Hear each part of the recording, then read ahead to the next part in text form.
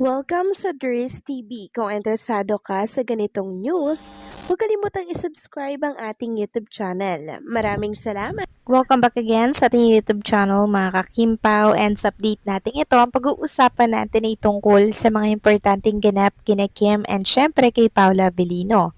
So pag-uusapan natin sa update na to ay may kaugnayan nga po sa kumakalat ngayong balita about kay Paula Avellino na di umano ay lilipat na daw po ito ng bagong network mga kakimpaw.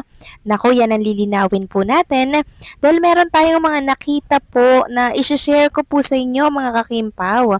Mamaya pag-uusapan natin yan, kasama na din po ang ginawang pagre-react ni Sian Lim sa naging statement ni Chinita Princess patungkol nga po sa mga ex na hindi niya na daw po babalikan. Ano nga kaya yung naging statement ni Sian Lim patungkol dito sa sinabi ni Chinita Princess? Yan ang alamin natin mamaya, kasama na din ang iba pang ganap kina Kim and syempre kay Paolo. Pero bago po ang lahat, maraming salamat po sa inyong patuloy na pag-support at pagsubaybay sa mga daily update natin. Kaya naman bilang pasasalamat, narito po ang isang napili kong komento patungkol ito sa naging previous update. Mula ito kay Ginang Norma Col. Sabi niya, Dries, good evening bashers at ang hula ang mga BO-BO. Ano ba ang tingin nila? Grabe ang BO-BO sa mga reaction o galawan ng KP.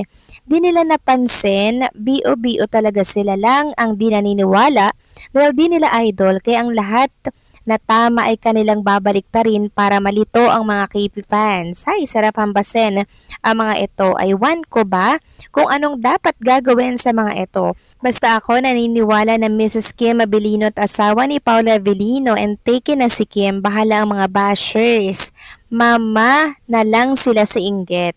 Masaya ang Kim Paulandia kanina sa Showtime dahil binanggit ni Vice ang dala-dala ngayon ni Kim na apelyido. Totoo naman kasing kasal na naman sila. Salamat Dries, God bless us all.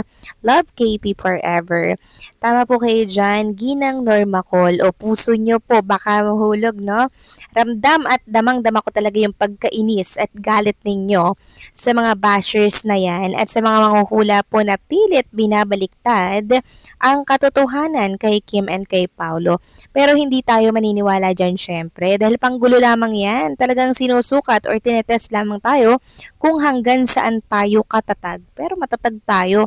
Pero syempre yung ibang mga hindi po panatag, babaliktad na agad yan. Ganyan po sila mga kakimpaw, kabilis paniwala, 'di ba? Hindi sila yung may paninindigan ba, no? So maraming salamat po sa inyong komento, Ginang Norma Col. God bless po sa inyo at mabuhay kayo. So eto na nga, pag-usapan na natin mga kakimpaw, mga topic po na nakalap natin sa update na to. At unahin na nga natin pag-usapan ang tungkol nga dito sa naging statement ni Chinita Princess tungkol po sa kanyang mga naging ex na hindi niya na nga daw po ito babalikan, 'di ba? Ngayon, meron pong nag-react sa dalawang ex niya. May isang nag-react doon mga kakimpaw. Sabi nga dito, kung ano man ang ibig niyang sabihin doon, I respect that. Sabi daw ni Sian Lim. Lahat naman tayo, may mga alaala at mga taong naging mahalagang parte ng buhay natin.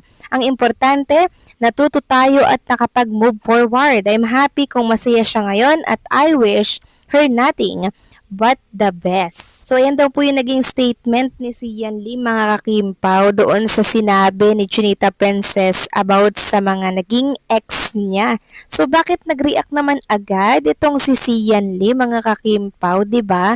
Siya agad yung nag-react, samantalang si Gerald tahimik lang naman siya.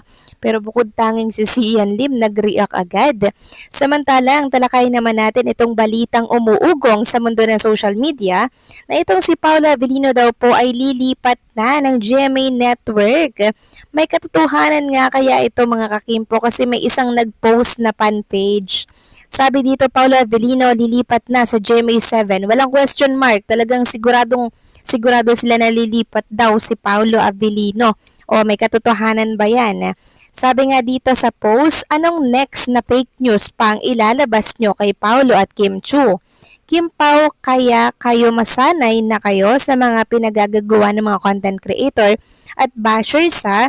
Kaya nga para mas mabisa pa ang fake news nila, gagamitin na nila dyan ang mga manghuhula. Tandaan, kahit ilan pa sila dyan, magbasa ng kapalaran ng dalawa kapag lingkod ka ng Diyos, hindi nila yan makikita. Why? God's servant is always being watched over by Him. He wraps them in a pillar of cloud by day and a pillar of fire by night. According to Exodus 13 and according to Emmanuel Amos, isang kampo na binago ng Diyos na yan ang nakikita nila sa isang lingkod ng Diyos kaya hindi nila ito malapitan. Sa ilalim ng pagkatao ni Paulo, hindi niya yan masisisid. Hanggang haka-haka na lang kayo. Kasi si Paulo, very grateful po siya na siya po ay tinanggap ng kapamilya. Sabi nga dito sa naging statement ni Paulo Avellino nitong mga nakaraan, bakit ka nagstay sa ABS-CBN kahit wala na silang franchise? Sabi po ni Paulo, dahil pamilya ko sila. O, di ba mga kakimpaw, hindi po iiwanan ni Paulo si Chinita Princess and syempre ang ABS-CBN. Ayon nga dito sa expert, walang katotohanan ng chismis na lilipat siya ngayong 2026. Si Paulo Avellino ay mananatiling eksklusibong talent ng ABS-CBN Star Magic. Katunayan, sunod-sunod ang malalaking proyekto niya sa bakod ng kapamilya ngayong taon. At sa baba, nabasa natin dyan ng girlfriend niya na si Kim Chu, di ba mga kakimpaw? Sabi pa dito, paano siya lilipat kung nakalatag na ang mga dambuhalang proyekto niya sa ABS-CBN at Star Cinema? Desperadong demolition job ang pagkakalat ng 2026 network transfer ay kasabay ng mga paninira ng mga bashers, tulad ng pagpapakalat ng peking screenshot na walang blue verified. Ayan mga kakimpaw ha, napakalinaw po. Walang katotohanan na lilipat si Paulo Avellino sa GMA Network kasi nanggaling na po siya dyan. Lumipat talaga siya sa ABS-CBN para po kay Chinita Princess. 'Di ba? Para po makatrabaho, makasama niya si Kim Chu at ngayon pa ba mga kakimpaw na nakatrabaho at nagkamabutihan na si Chinita Princess tsaka siya lilipat sa GMA? Nandiyan na nga si Chinita Princess, hindi niya na yan iiwan. Kaya sa mga nagkakalat po ng fake news na lilipat daw si Paulo, wag po kayong maniniwala dyan mga kakimpaw. Hindi po yan totoo. Isang demolition job lang yan. Papansin nyo, may panguhula kay Paulo na di umano ganto ganyan si Paulo, may natitipuhan daw na mas bata. Tapos businesswoman daw mga kakimpaw. Tapos ngayon hindi pa sila nasiyahan kasi hindi tayo naniwala. Abay, meron na namang another fake news. Nalilipat daw si Paulo sa ibang network. O 'di ba mga kakimpaw, talagang desperado ng mga bashers kasi naman ang daming blessings at project ni Kim and Paulo ngayong 2026.